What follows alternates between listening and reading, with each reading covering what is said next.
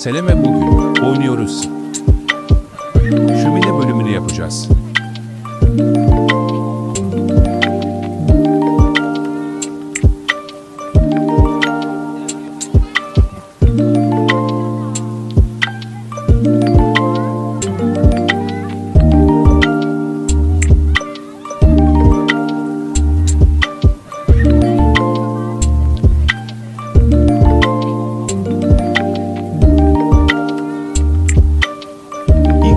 Şuradaki odada benzin almamız lazım.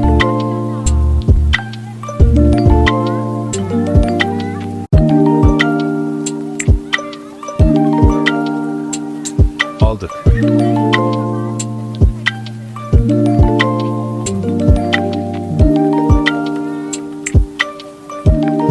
Dış kapının anahtarını alalım.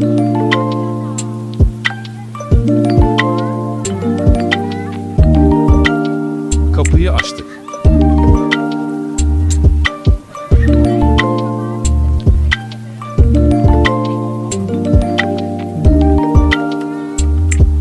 Yukarı çıkıp oradan aşağı ineceğiz.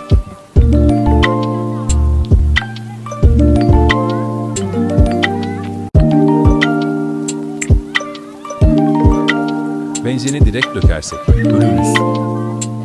Bu yüzden mutfaktan su alıp söndürüp dökeceğiz.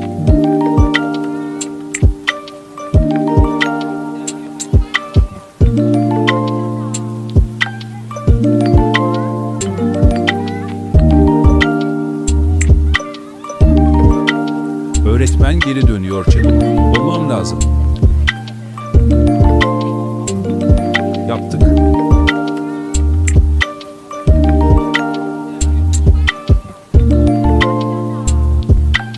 Burada saklanacağım, görmez. Zaten öğretmen birazdan bom olacak de.